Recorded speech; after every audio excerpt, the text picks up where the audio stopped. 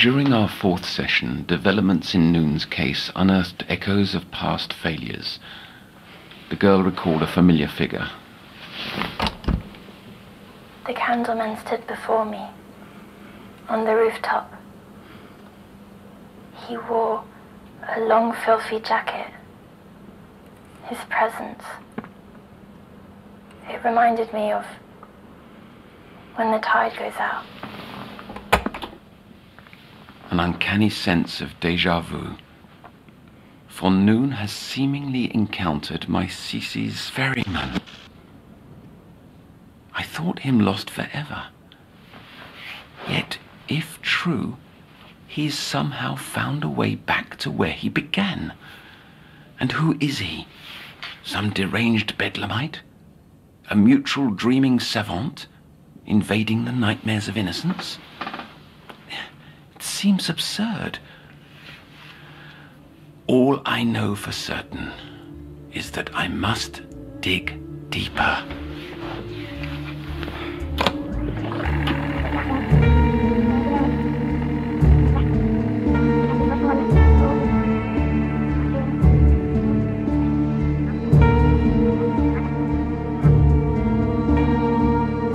You're listening to The Sounds of Nightmares, an audio fiction series from the world of Little Nightmares.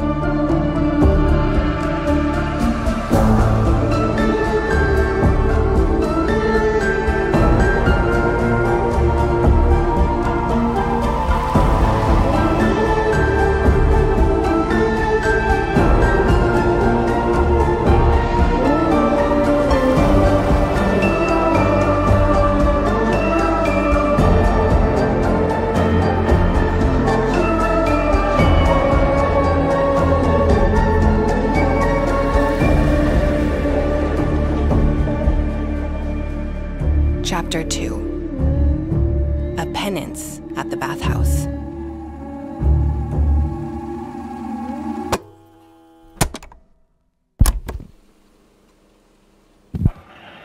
This is the counsellor. Tape number 57, session number 4, patient Noone. I was presumptuous, judgmental. Now I feel it's paramount to prioritize Noone's treatment over several other cases, due to demonstration of abnormal and neurological faculties. To disinter further, today I'll venture an unconventional method.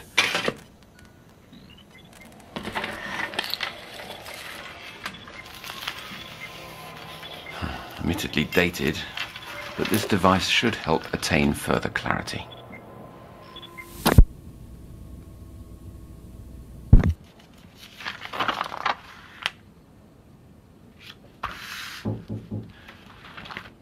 Please, come in.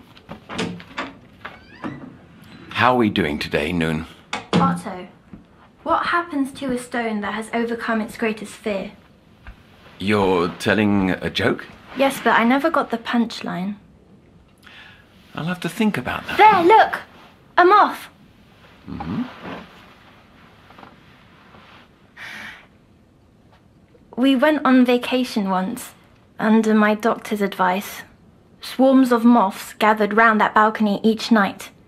They fascinated me, their little ways, how they just existed. I collected them in Mum's plastic jars. Well, this might be a good time to tell me about your mother. I'd rather not. Mum didn't share my enthusiasms for crawlies. But moths were my favourite, drawn to lie under some kind of spell. Perhaps you see a bit of yourself in the moth, vulnerable, caught in the spotlight. The fame you received after the cure... I don't feel cured. At all. You feel you're still in the dark? Yes, but I like to try to fly towards the light. Then let me be that guiding light, and eventually together we'll leave your darkness behind.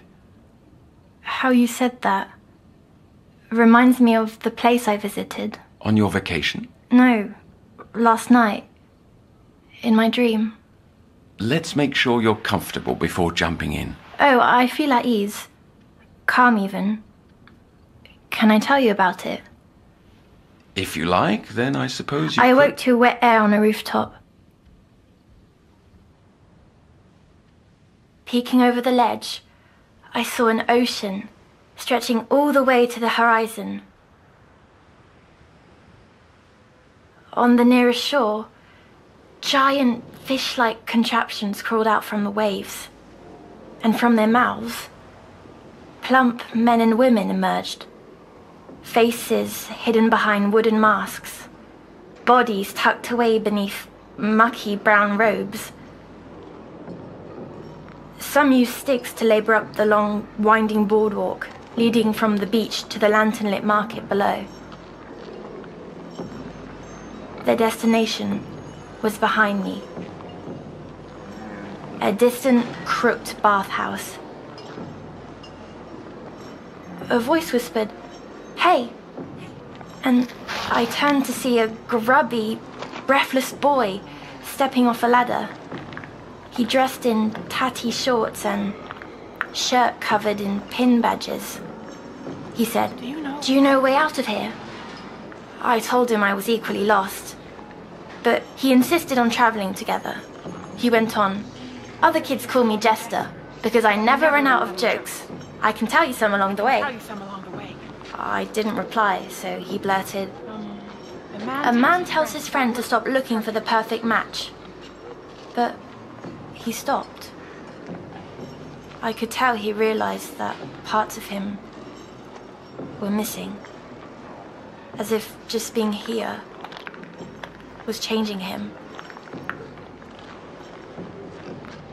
I realized something too. My headache was gone. Jester yelled out, "Oh, he tells him to use a lighter." Then this boy was the impetus for your joke. You met a child in your nightmare prior, but this one sounds far more normal. He looked like the kids from school, only kinder. The ones at school teased me. Well, until I fell ill. After the water sickness, the same children who made me dread walking through those rotten gates began sucking up. But I've always been the same me. Funny. I feel less me now than before. Children can be cruel. I had my share of tormentors in adolescence. Really? It's regrettably common. Tell me what happened next. Jester pulled my arm. "Look," he said, pointing me to long planks of wood laid out like bridges between the rooftops. Other children had travelled this path before. Other children? The walkways had been placed there. They were too narrow for those swollen adults below. It must have been other children. And Jester, he was real too. I felt his presence, just as I feel yours here in this room. Could that be the dream sharing you spoke of? Let's not leap to assumptions. Go on. The planks? We carefully walked each one, building to building. Below, the masked figures continued their walk too. Every now and then, a traveller would leave their place in line to take goods from the many merchants who'd offered all manner of soaps and perfumes. Their flowery smells mixed with the fishy stench pouring from the chimneys of the bathhouse.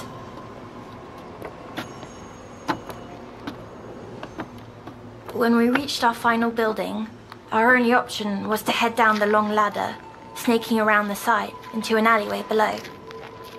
Jester was a nervous sort, so I did my best to stir his courage and asked, "Have you another joke?" And he replied, "Oh, right. What happens to a stone that has overcome its greatest fear?" And there it was again, that lost look, like Granny used to get I asked him, You don't remember? "You don't remember?" And Jester simply said, "I'll know it by the time I reach the bottom." But before I could follow, something called out from across the rooftop.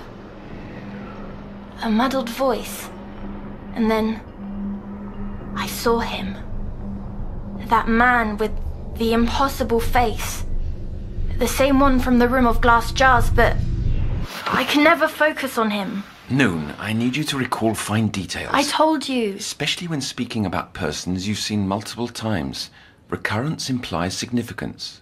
He's a broken mirror, or a photograph all torn up. Impossible to piece back together. I have something.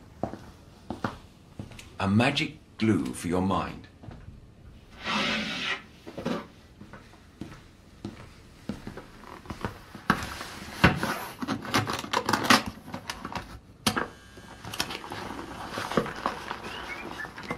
I don't want to wear that. You must.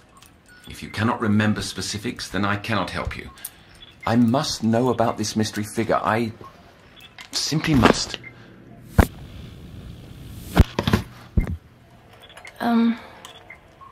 All right then.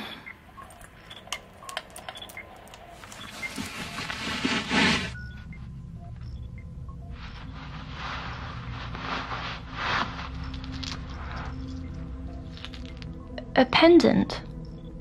This belonged to someone very important. Gazing into its spiral always gave me relief.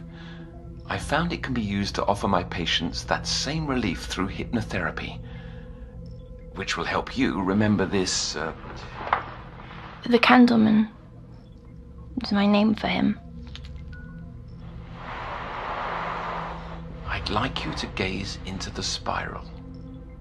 Watch it sway, back and forth, back and forth.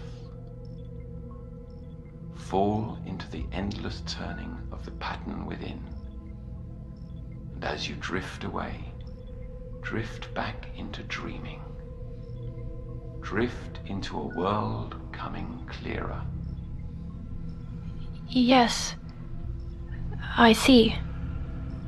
Then tell me of the Candleman.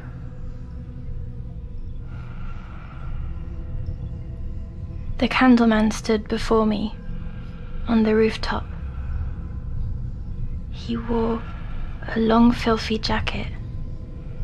His presence, it reminded me of when the tide goes out. And his face, it moved beneath his hat, like soup, bits and pieces rising and sinking. Wait, I can see a little better now. His eyes are long slits, skin rough, sagging, like melting wax. He didn't speak, but somehow I knew.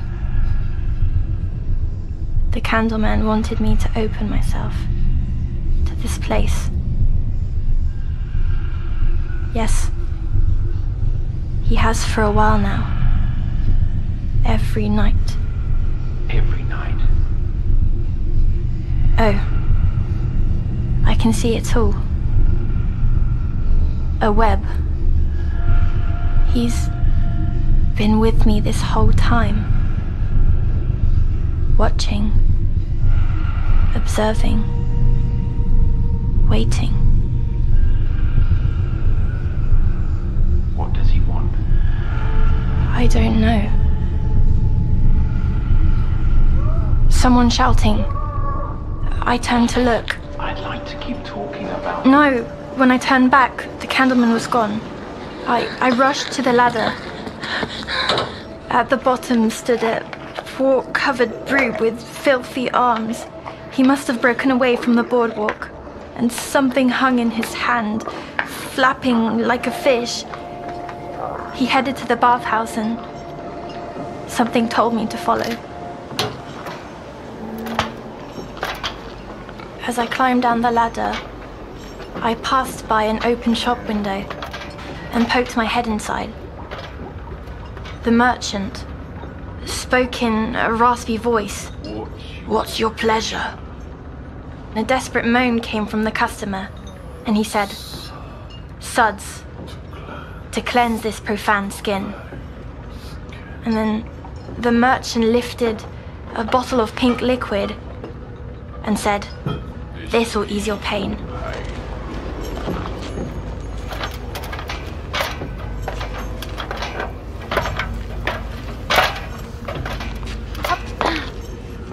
At the bottom of the ladder, Jester wasn't there, so I set off, making my way through the overgrowth that had eaten up the land around the bathhouse,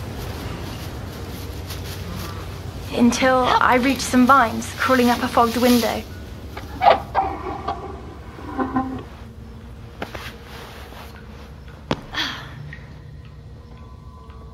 I was in some kind of store closet. The shelves were lined with cleaning chemicals and brushes and buckets. The stink of bleach stung my eyes, so I rushed through the door.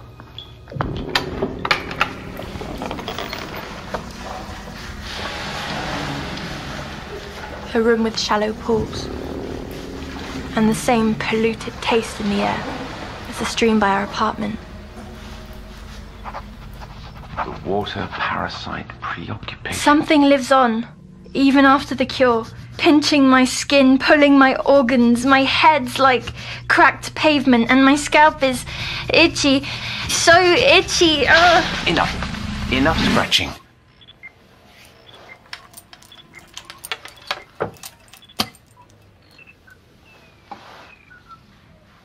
Noon, listen. There's nothing on you. Nothing inside either. It's only you and me and nothing else. It's all right. You're back. Safe and sound, as promised. Did it work? Were details glued back together? Some, though many pieces are still missing. And this continual mention of headaches concerns me. I'll look into possible causes and see what can be done. For now, the bathhouse, you were inside, right? Yes, and there was steam hung in the air, making it hard to see anything but shapes. The shapes of bathers, unrobed and unmasked. Some lathered away, some crouched in the water, others huffed the sauna steam. The biggest sat scrubbing himself with something that appeared alive.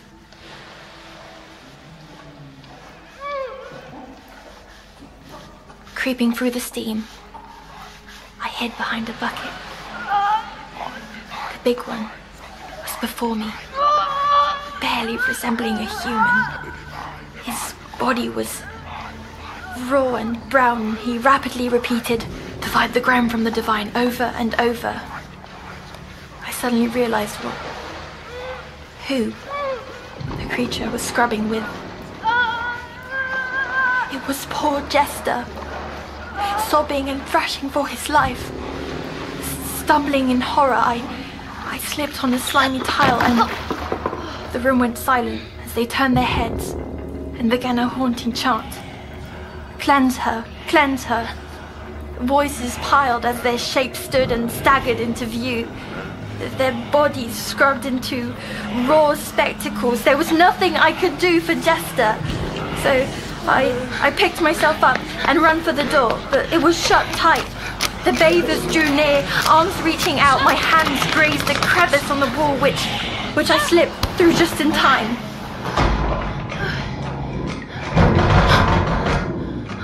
There I stood in the storeroom, once more.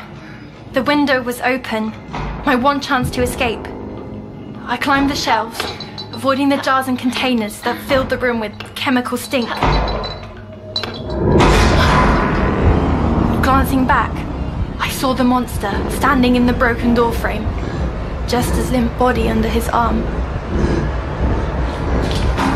His wart-covered hand reached up, grabbing my leg, violently pulling me away, and all I could do was reach and hope.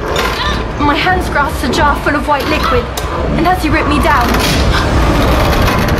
the jar followed.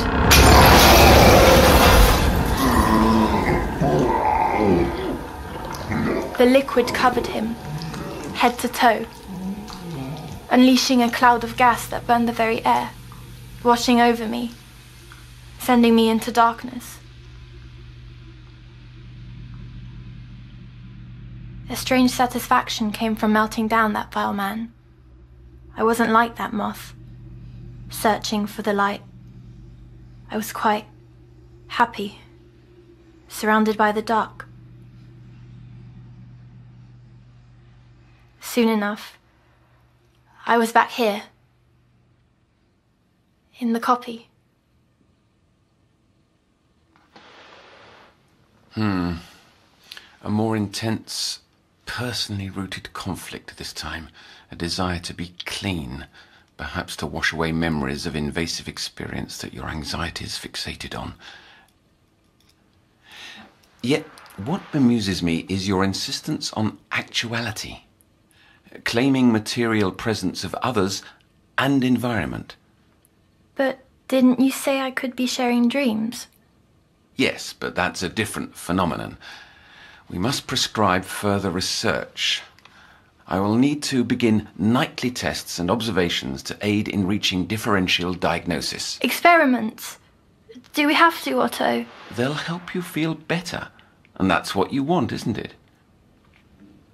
Well, yes. Of all things, it's the sound of Mum saying, "Na night," I miss most.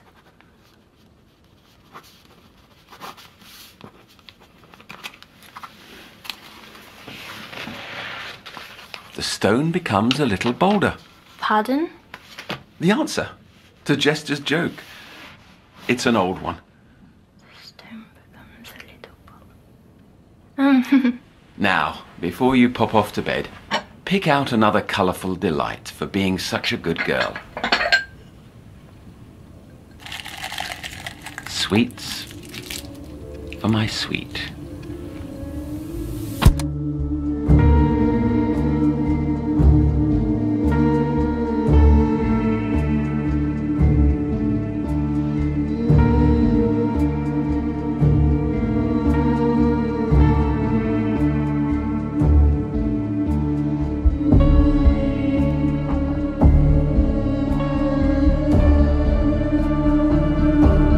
Just listened to the second episode of The Sounds of Nightmares. This episode was written by Mike Bambridge, aka Super Horror Bro, and Lonnie Nadler. Our showrunner is Lonnie Nadler, and the series is directed by Thomas Joses. Noon is played by Amy Purshouse, and Otto by Kester Lovelace. Music created by Tobias Livia and Thomas Joses.